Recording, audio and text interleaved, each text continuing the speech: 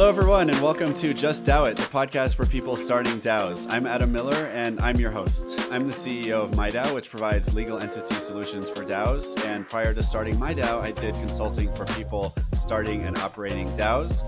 This is the second of two episodes this week. In the first episode, we covered the week in DAO news with our guest, Aléksa. And now we are going to go deeper into an interview with her about her background, common challenges she's faced in DAOs, and advice for the audience. So, Aléksa, for this segment, how did you get into Web3 and DAOs in the first place?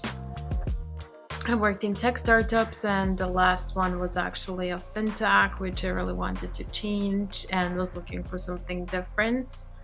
And completely by accident, I applied for a role in a DAO, again, not knowing what a DAO was and how they worked.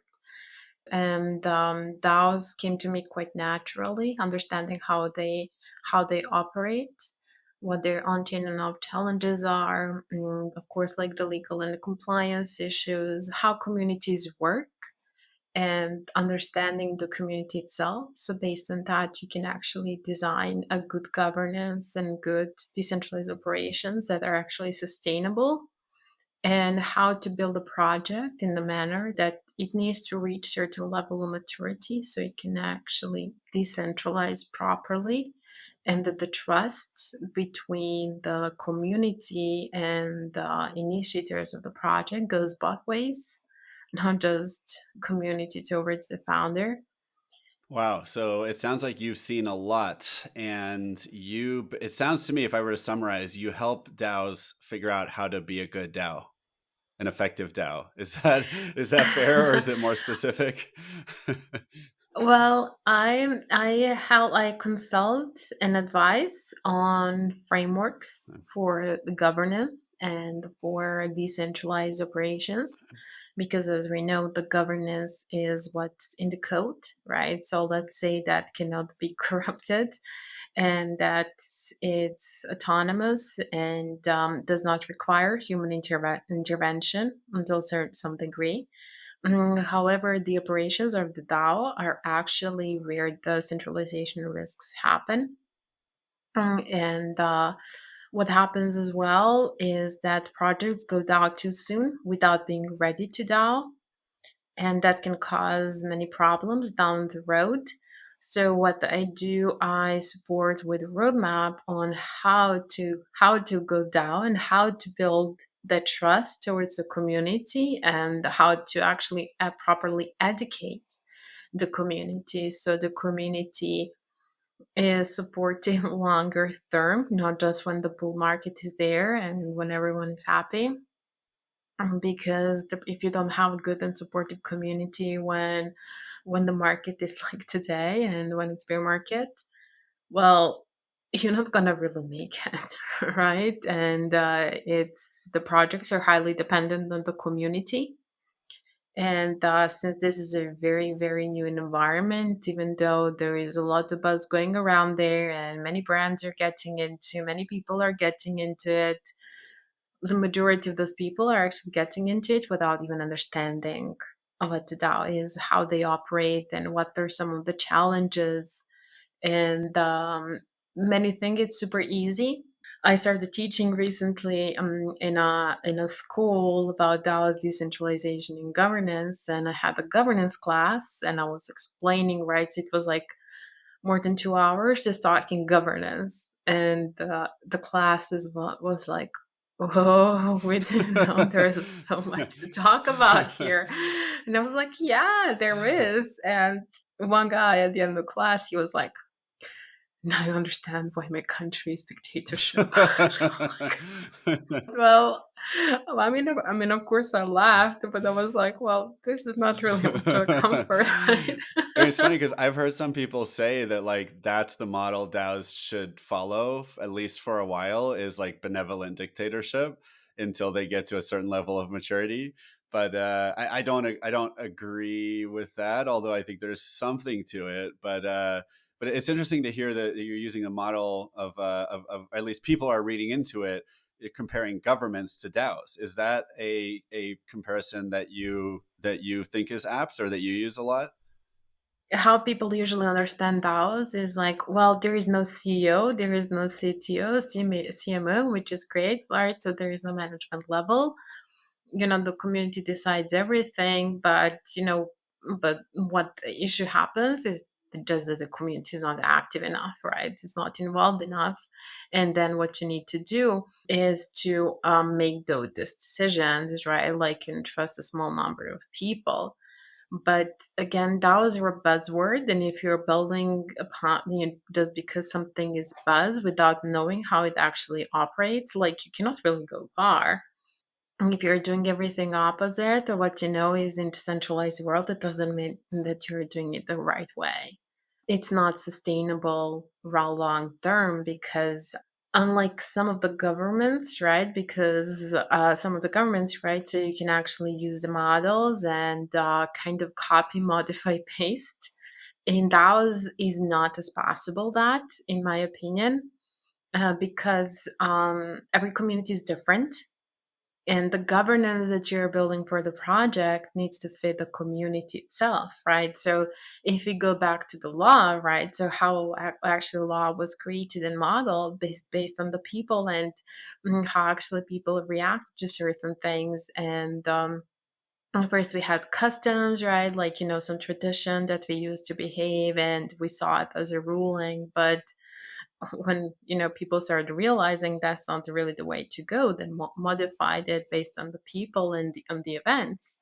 And that the same thing happens with DAOs, but DAOs are a lot more complex because they're super decentralized, and you have to cater to different people, to different needs, to different cultures, Hmm.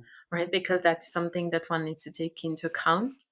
Then to different levels of knowledge, right? Because you will have in the community people that have been in the industry for a while, but you will have complete beginners. And but you need to make sure you support both. So it really does require very unique and custom based approach in order to be able to build like a good governance, and that doesn't happen overnight. Hmm. Yeah, interesting. So, okay, one mental model I'm hearing that you're using is that the smart contracts and the code are one thing, and that's a solvable problem, but that's just half the story. The other half of the story is the people and the actual operations of how they interact, what structures they use, how they get work done, how they collaborate, how they make decisions. And it sounds like that's the part that you and your company are primarily focused on. Is that right? There's like a two-sided approach, right? So while I'm mainly focused on actually the DAO, the governance and the operations in the community, the other part is more on the legal and compliance side, right? Because you have to, of course, like have a proper on-chain governance, have decentralized operations, but that also has to agree with the off-chain world, right? And what is the type of structure that you go for to represent the DAO, and that's a very important piece, and that is handled by the legal Okay, team. cool. Now, one interesting thing I'm hearing from you is that on one hand, every community and every situation is different in terms of what governance structure makes sense for them. But on the other hand, you did mention frameworks and that you have different frameworks that you can use to help your clients think about the best structure for a DAO. So how does that work? Where on one hand every situation is different, but on the other hand there are frameworks. Like what kinds of things do these frameworks do or help people with? What I usually do, I take a deep dive into the community, and I listen and I monitor a lot. I stalk them a lot. joke, joke. But you need to understand the community language, right? So you need to understand what the community thinks and how they work, because you need to craft governance based on that. And on the other hand, what you need to understand is the vision of the project. What is the short-term vision? What is the long-term vision? And based on that, understand how you get from point A to point B to point C further, right? That is ongoing work. It takes time because you need to get to know the community, and of course, like it's a DAO, it's a startup. Things change super super fast, And you need to, of course, like adjust to that as well and follow and implement. And also you need to follow what's happening in the regulatory environment globally.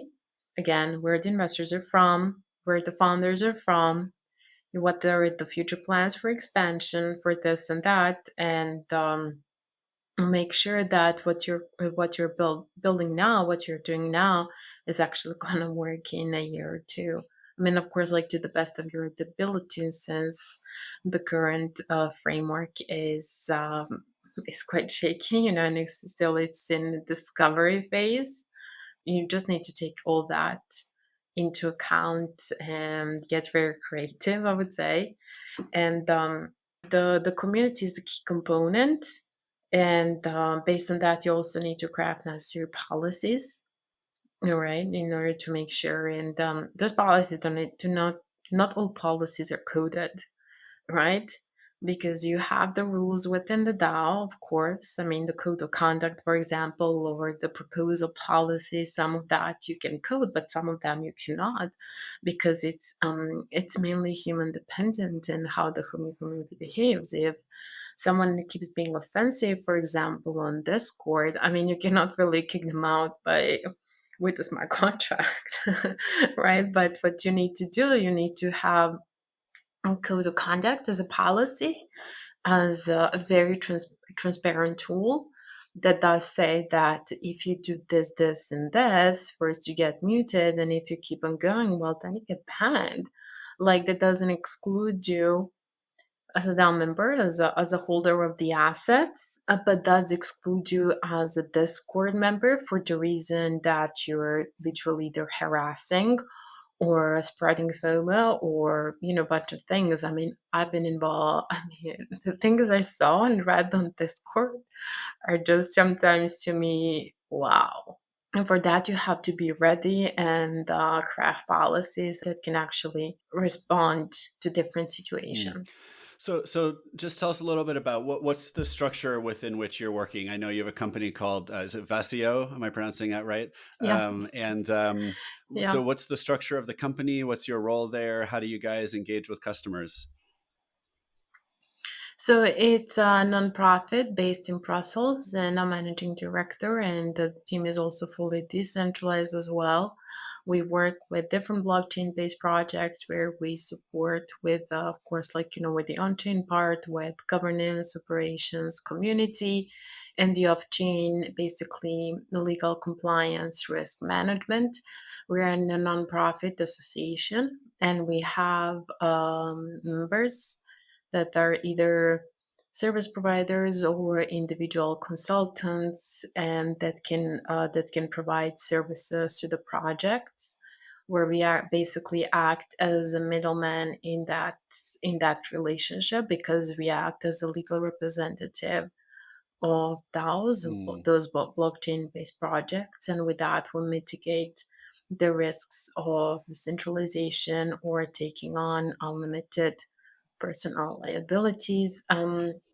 We support the projects with legal and business assessments, based on which we understand what are the potential risks associated with the project, and based on that, give recommendation on best practices, how to mitigate those. And for example, if we see that, for example, a token can be regarded as a security, we of course like tell that to the founders, to the team, potentially advise on how those things can be solved, recommend the experts that can actually help them with that. Cool. Awesome. And for the Americans in the audience, I originally said WACEO. So that's where you can find the website is WACEO.org. But now I know WACEO is the right way to say it.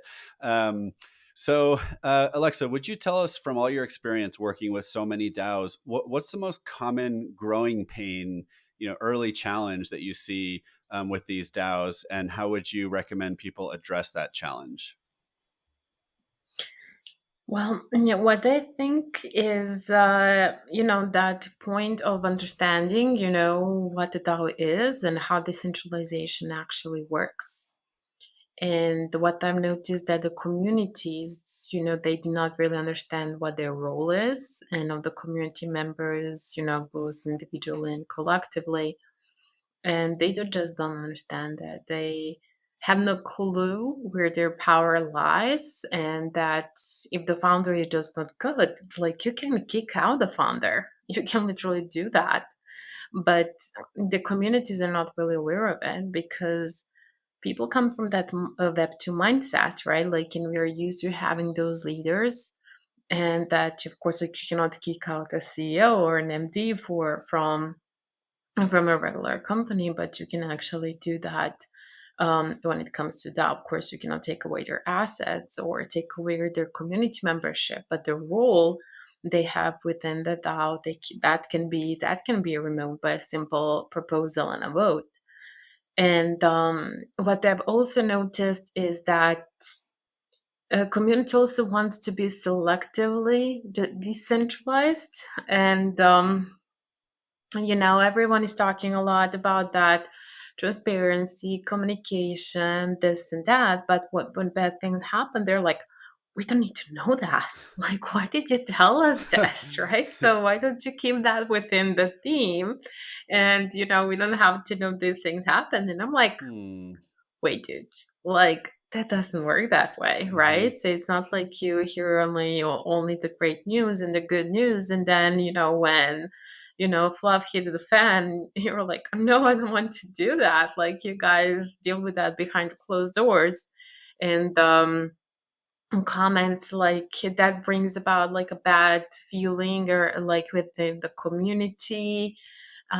This is going to reflect badly on us when it comes to the project. And I'm like, I mean, you're no different than any other community. Each and every project experiences same different challenges, right? So, I mean, it's, different pie, but it's very similar. And I think those are some of the very common issues that I've been noticing a lot. And also that, like, DAOs are fake and DAOs are BS, right? Like, it's not problem with DAOs, it's problem with the people that are in the DAO, and how the DAO is actually structured, and how actually the community is involved with the project. Very interesting. Yeah, I'm imagining. 'Cause I absolutely agree that this is what I see a lot of is, people get excited about a project, they go, they buy the token, they join the Discord server, and then they're like, now what,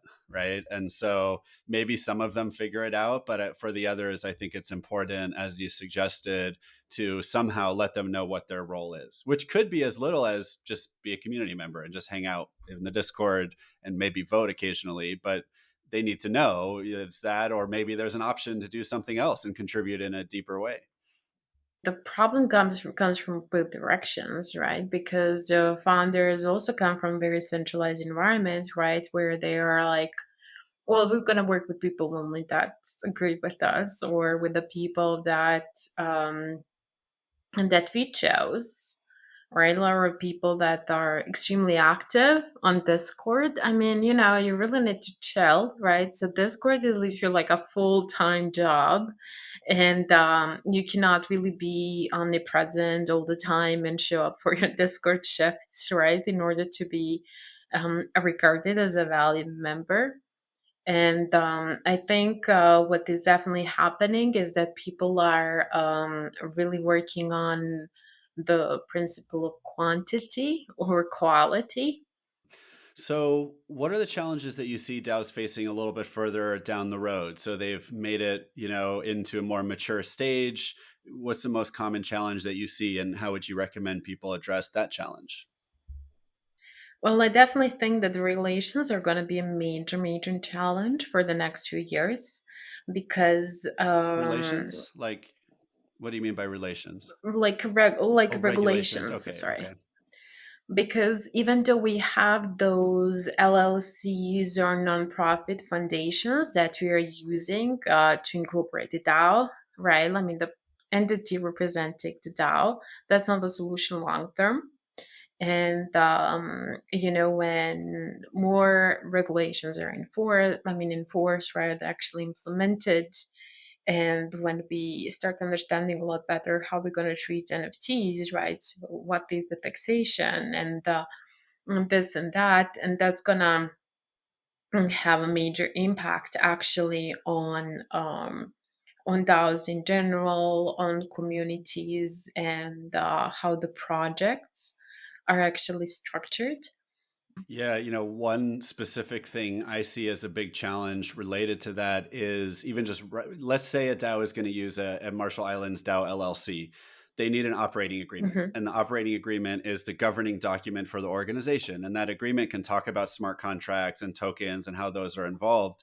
But writing that operating agreement is something I don't think is a solved problem. There aren't like templates available all over the internet for different types of DAOs. We've tried really hard to get Hmm. input from a lot of different lawyers. We've worked with a lot of DAOs, and still it's hard to know exactly what that operating agreement should look like. Because kind of, I think to your point, you want to think about how the DAO is going to work in the long run and all the situations that could come up, and build in some kind of language around any of these things that could occur. And it sounds like that's the type of thing that you and your firm could really help people with, if they want to get it right. Yeah, more on the DAO side, right? Like, and the lawyers are there on the legal and compliance side. So we find the middle ground, and especially since I do have legal background and I keep myself updated on what's happening. So it helps to kind of balance Hmm. things and see what options we have on the table, and how to structure that governance, and how to make sure to maintain that significant level of Yep. decentralization. Cool. What about, aside from the two things we've just talked about, what is the number one piece of advice you would have? Let's say someone came up to you in Discord or on the street and said, "Hey Alexa, I'm starting a DAO. What's the number one piece of advice you have for me?" Read a bunch of articles, different opinions. Don't stick to only one, because don't stick only to mine, right? Because doesn't mean it's right. It's based on my personal experiences and how I see and understand DAOs, and the same goes for other people. And don't trust too much, like, shillers and paid YouTube videos that are promoting very specific DAOs while talking about governance and how their governance is fantastic and the best to investing and to become a part of. And I would also advise to see, and to find someone to have some, like, a crash course on DAOs. I also very much agree with you that people have wildly different perspectives on what is a DAO, what makes a good DAO, how to lead a DAO, how to run a DAO, how to structure a DAO. Just it's actually shocking to me, from hosting this podcast, just how different people see those very basic issues. I guess it's almost like if you were to just ask people who run businesses what's the best way to run a business, you'd get a ton of, but I feel like it's even more diverse than that. Like people, because even if you ask people what is a business, they probably agree more with each other than when I ask people like what is a DAO. It's kind of all over the place right now. So I do think just talking to as many people as possible is one good piece of advice.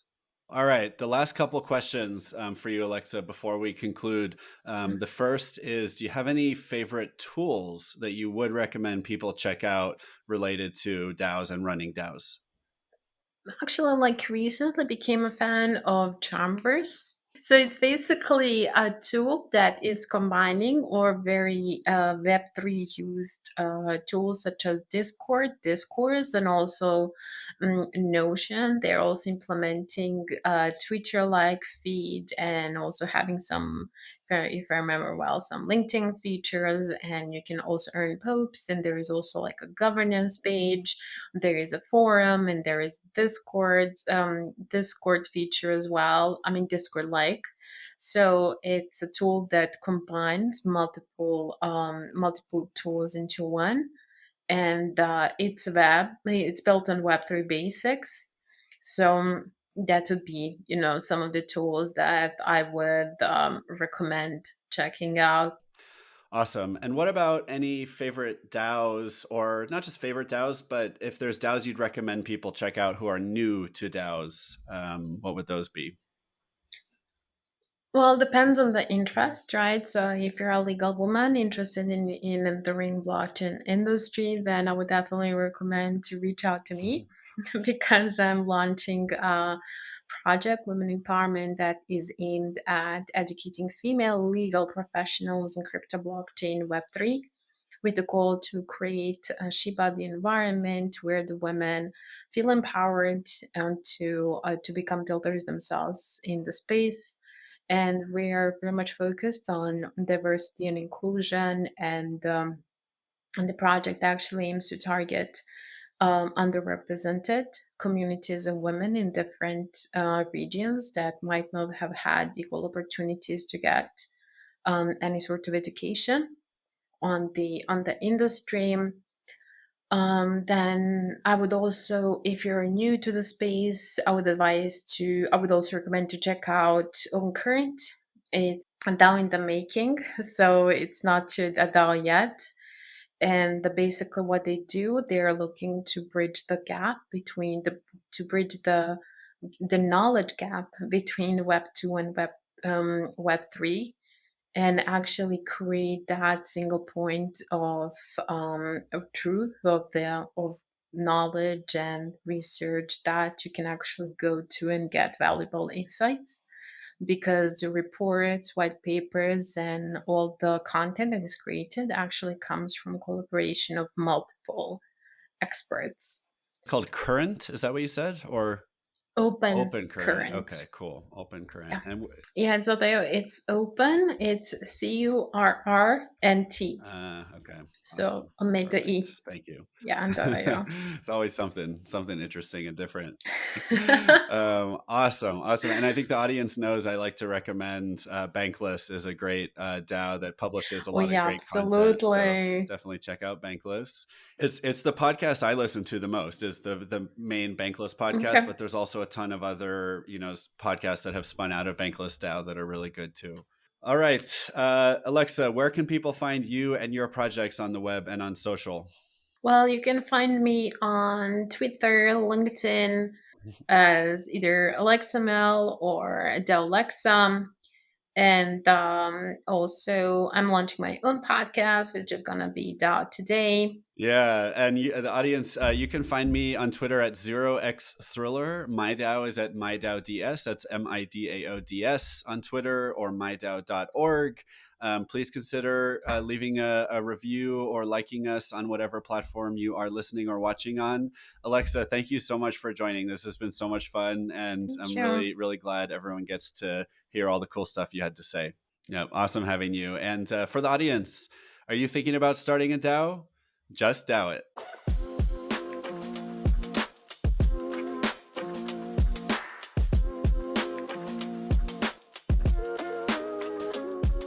Just DAO It is for educational and entertainment purposes only. Just DAO It does not contain any legal or financial advice. My DAO also does not provide legal or financial advice, and nor does your host, yours truly.